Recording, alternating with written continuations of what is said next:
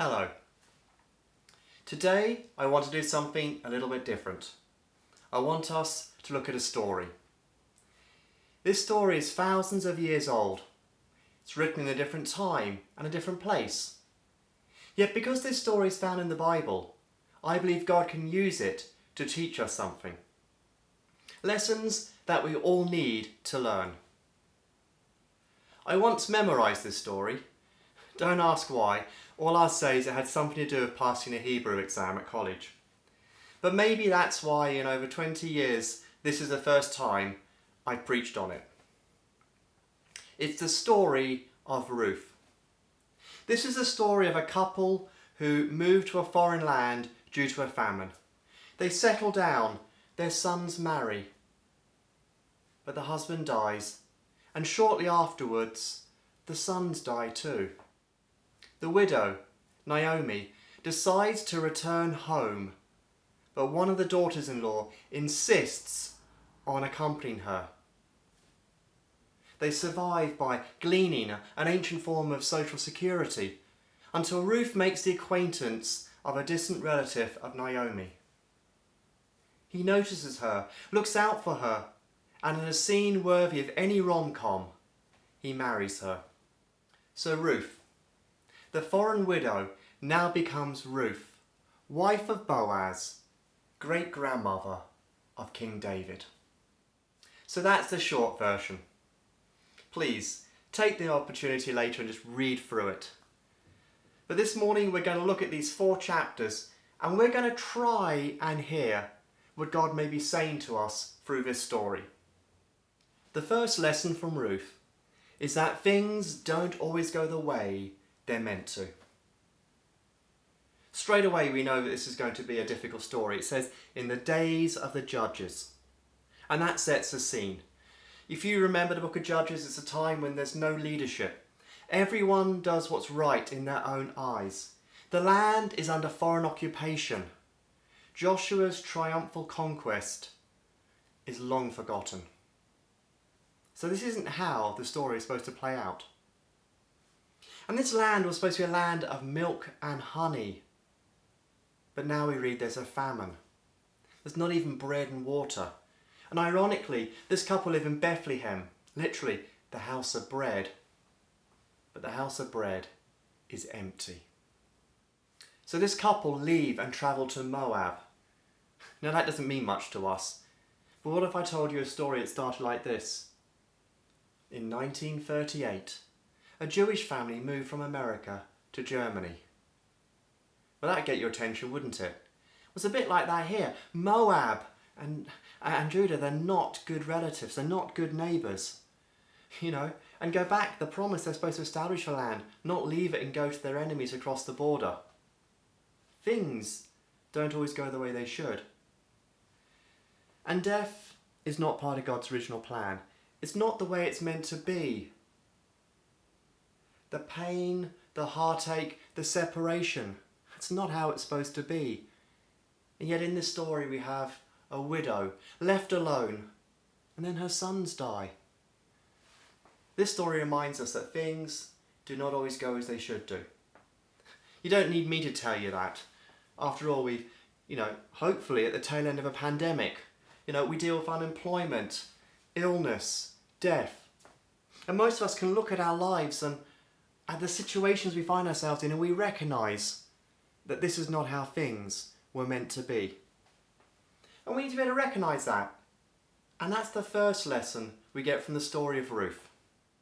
And yet, the story of Ruth, the Gospel of Ruth, I call it the Gospel because Gospel is simply a New Testament term for good news, is that God is active. God is active in and through everything, even when things don't work out as they should.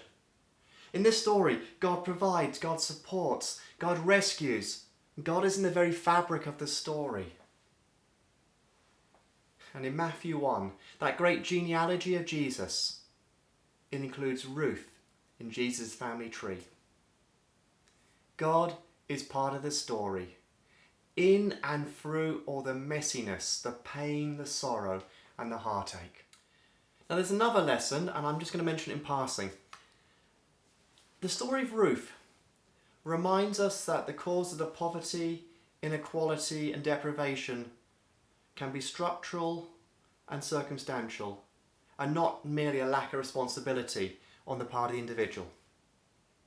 The story of Ruth also reminds us that God built into his society a way to help support those in need.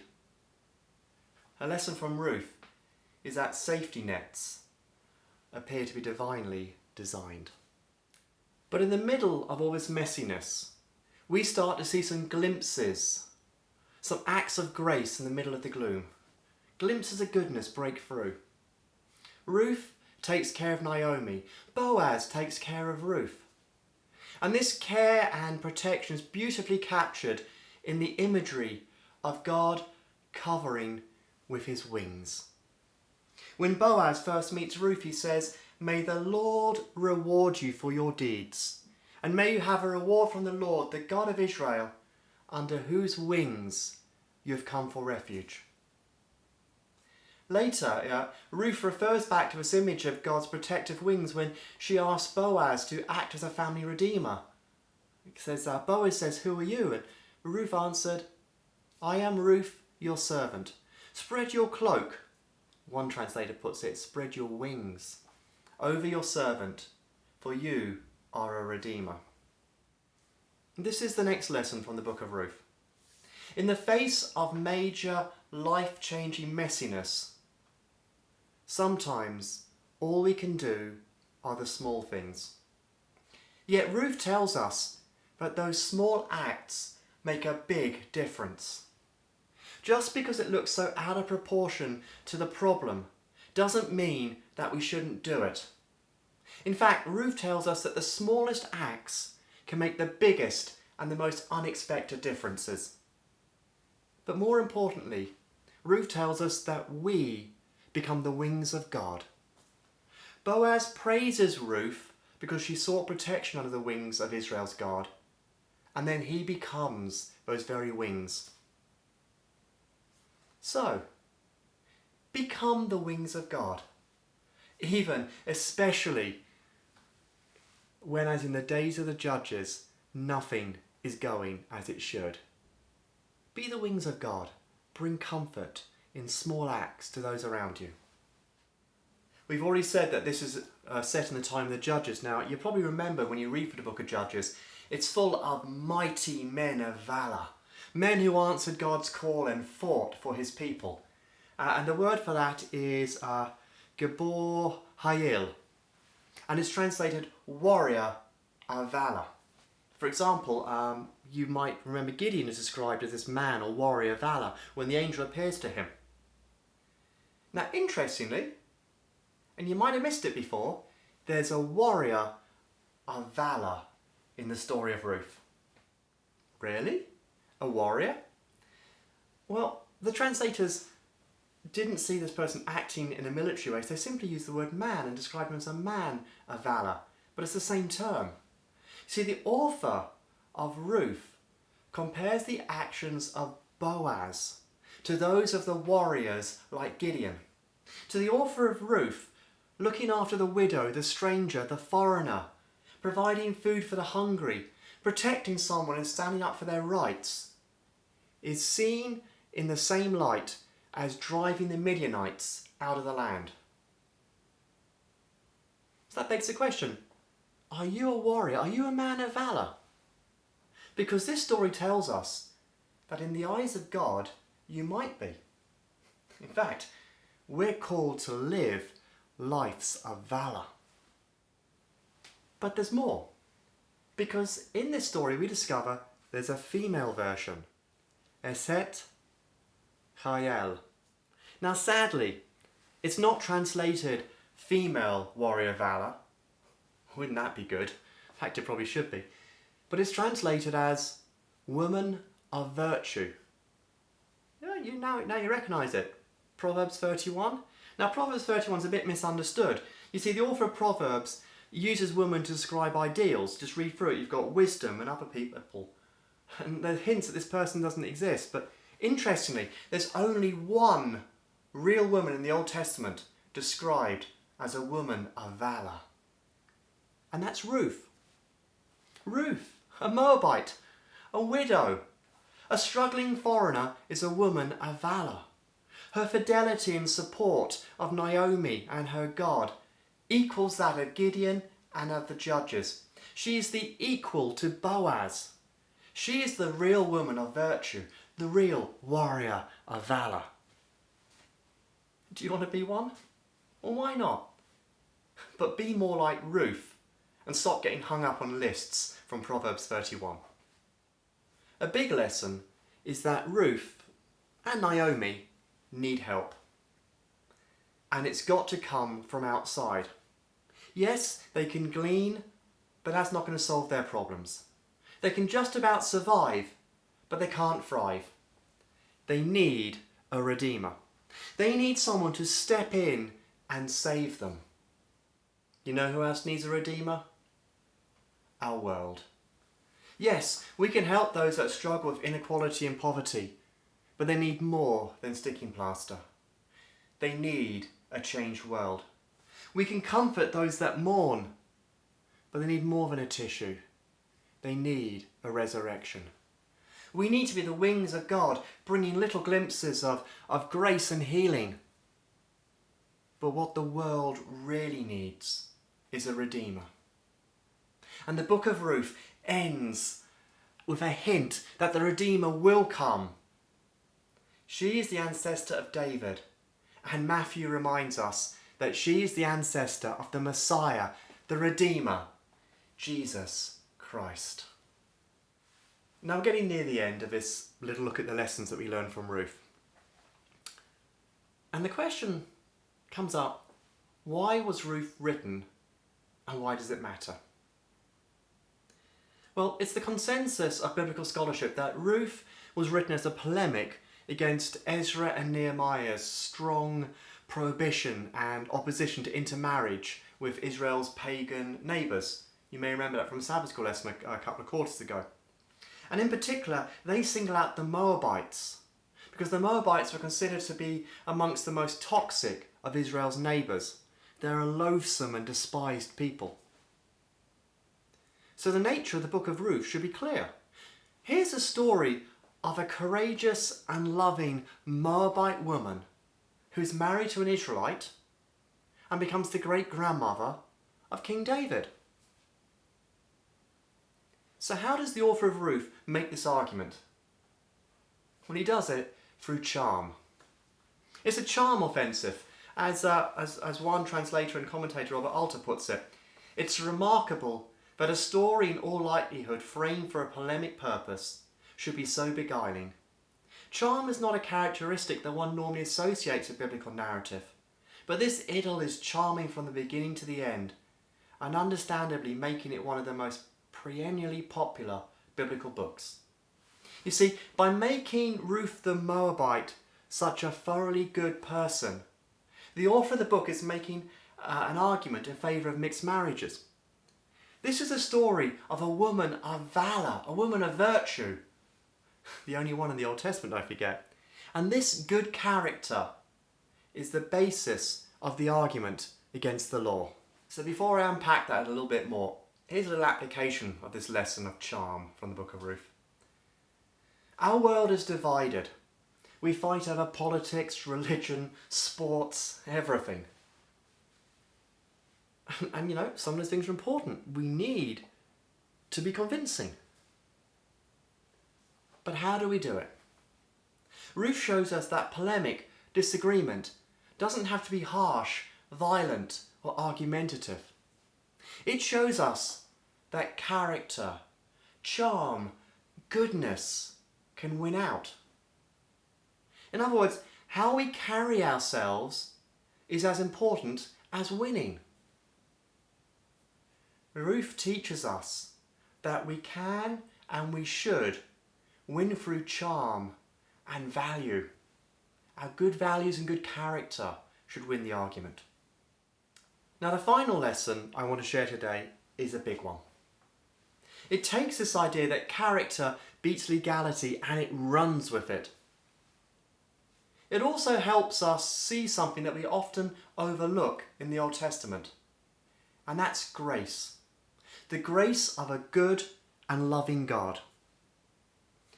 By using the story of a character to challenge law, Ruth versus Ezra and Nehemiah, the author gives us a glimpse into how we should view God's law and God's grace. So stick with me, because this is the most important lesson of all. This is going to come as a shock to some, but this story tells us that law is secondary to character. Why? Well, law is only ever a reflection of character. Think about it for a moment. When Jesus sums up his eternal law, the Ten Commandments, he describes it in words of love. Love of God and love of neighbour. And why is that? That's because it's reflecting the character of God, that is love. The law reflects his character. In other words, the law is secondary because God's character is what comes before the law. The law is simply a reflection of that character. Now, Paul explains this really clearly when he explains what the law does. He tells us that the law condemns. And that's bad, but it gets worse because he tells us that humans, it's just impossible for us to fulfill the demands of the law. And that's really bad because he tells us that the wages of sin, that's breaking the law, is death. So how do we resolve this? Well, one on whom the law is based, one whose very character fulfills the law, stands in our place, takes the condemnation that should be ours. Christ's death, the Redeemer born into Ruth's family, defeats the power of the law to condemn. So what's the role of the law in our lives today? Again, Paul talks about this. He talks about it as a schoolmaster. He says the law points out sin, the faults in our character. But unfortunately, keeping the law won't necessarily change our character. Just think about two examples. Speeding. I slow down because of the sign or the fine, but I still feel the need for speed. And if the only thing that's stopped me from assaulting someone that I disagree with is fear of punishment, well, then there's something wrong in my character. My character needs changing. The law, according to Paul, acts as a mirror. It points out my flaws, my sins. Again, some people might find this shocking, but the Christian's task is not to keep the law. The Christian's task is to reflect the character of God. That's why Jeremiah 31:33 talks about the law being written in our hearts. It says, I put my law within them. I write it on their hearts. I'll be their God and they shall be my people. In other words, that must be internalised. Our character must change and become more Christ-like.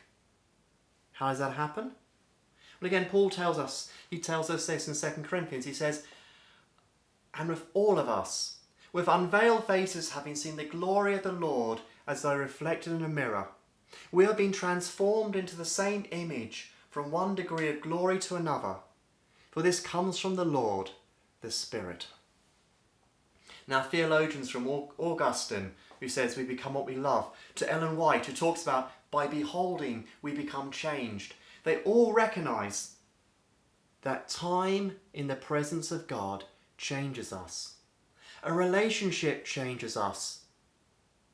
But most importantly, the indwelling of the Holy Spirit changes us. Humanity can't do it. Only God can. So character